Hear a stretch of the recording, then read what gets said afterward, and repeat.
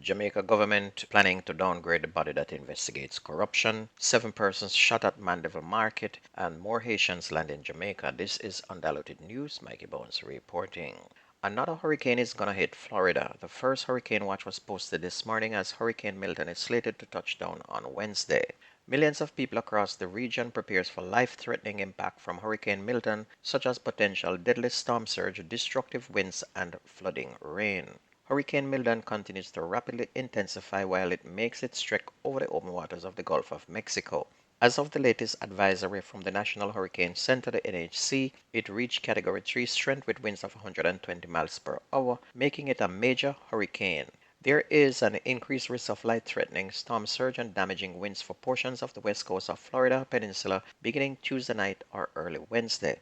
And it seems to be taking the same route as the other one last week, which left at least 200 dead and massive destruction. People in central Florida, please prepare, as 120 miles per hour wind is no joke. Over in Jamaica, stakeholders in the National Consensus on Crime have expressed concern that the government is no longer prioritizing the introduction of unexplained wealth orders in Jamaica. The private sector and civil society group have also taken issue with the government's proposal to amend the enabling legislation for the Integrity Commission. The stakeholders are concerned that the proposed abandonment of the UOO and the weakening of the Integrity Commission could be seen as signaling a lessening of Jamaica's commitment to prevent money laundering. The group said this could affect Jamaica's standing with the Financial Action Task Force, the International Monetary Fund, and international development partners, and possibly even result in Jamaica's reinstatement on the grey list. And this is because the Prime Minister and some members of his party have gained sudden wealth and cannot now give or show where their wealth comes from. They are now planning to dismantle the body that investigates them. A boat carrying 14 Haitians landed in Manchonil in Portland on Saturday afternoon. The group comprises at least 5 men, a woman, and 3 children. Haiti has been battling a series of challenges such as poverty, natural disasters, political crisis, and insecurities over the past 2 decades.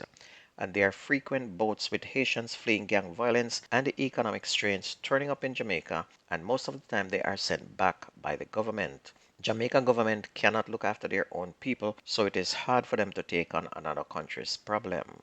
Meanwhile, 3 men have been arrested and charged after a firearm and ammunition were allegedly found when the vehicle in which they were traveling was searched by police during an operation on the Pedro Cross Main Road in St. Elizabeth on Friday. The men have been charged with possession of a prohibited weapon and unauthorized possession of ammunition. They are 39-year-old LaShawn Brown, laborer of Hodges Land, Giddy Hall in St. Elizabeth. 39-year-old Ricardo Murray, a farmer construction worker, also of Hodges Land in St. Elizabeth, and 31-year-old Andre Christie, a farmer of Arlington in Grange Hill in Westmoreland.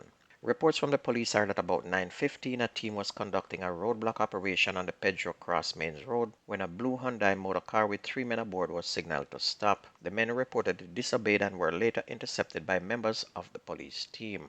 The vehicle was searched in the presence of the men, and one Glock 19 pistol and magazine containing 60 9mm rounds of ammunition was found under the passenger seat. The men were apprehended and taken to the station where they were officially charged. Meanwhile, the St. James police are reporting that the suspect in the hit and run that seriously injured a police constable is now in custody. The suspect was earlier identified as Dillian Reed, otherwise called Bulby, and CJ.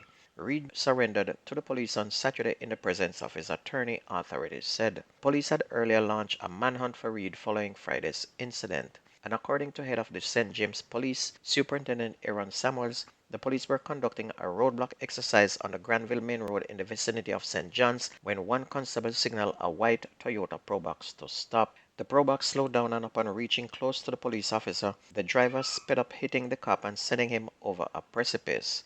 The constable was rescued from the precipice in an unconscious state, and he was taken to the Cornwall Regional Hospital and remains in critical but stable condition.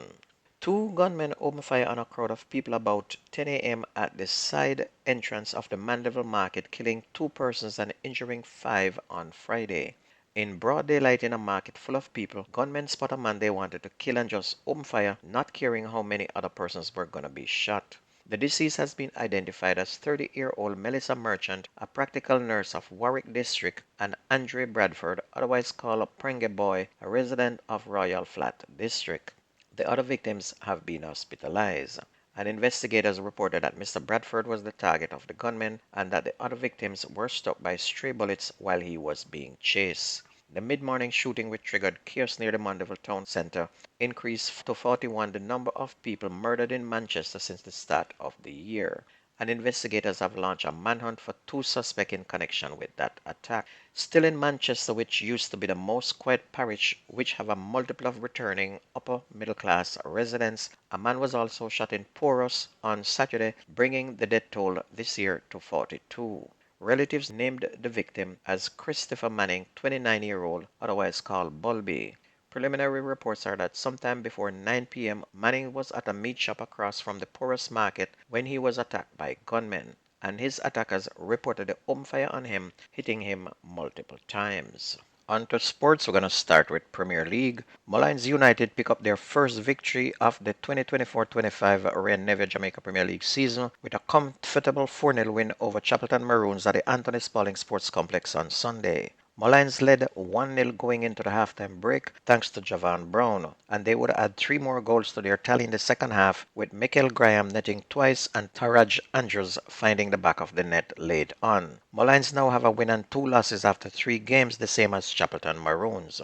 In other games, Portmore United beat Vere Phoenix United 2-0, while Humble Lions and Harborview played out a 1-all draw. In the final game, Waterhouse edged Tivoli Gardens 1-0. On to schoolboy sports. We're going to start with Manning Cup.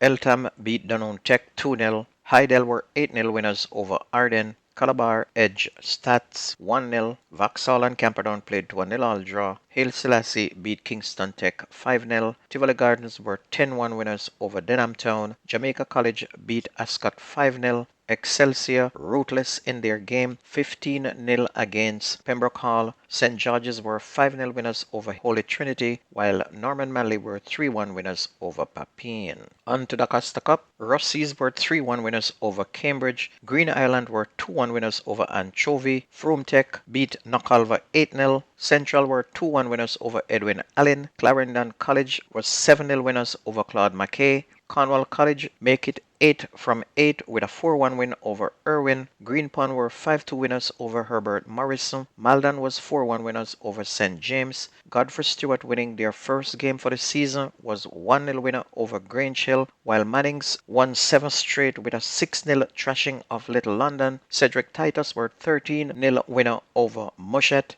Discovery Bay 1-0 winner over Holland. Spot Valley and William Nib played to a 0-all draw. Stets was a 3-1 winner over BB Coke. Lacovia 1-0 winner over Newell. Magatti and Monroe played to a 0-all draw. Manchester 1-0 winner over Belair. The Cartridge College was 5-0 winners over Cross Keys. Dintill and Magrat played to a 0-all draw. Charlemont were 3-0 winners over Tatius Goulding. Ocherus 8-1 winner over Ferncourt. Glenmore 4-0 winners over Old Harbour. Happy Grove were 2-0 winners over Morant Bay. Yallas 1-0 winner over Paul Bogle. Titchfield was 1-0 winner over St. Mary's High, while Port Antonio continued their winning ways, 2-0 winner over St. Mary Tech. And that's going to be news and sports. My name is Mikey Bounce. I gone.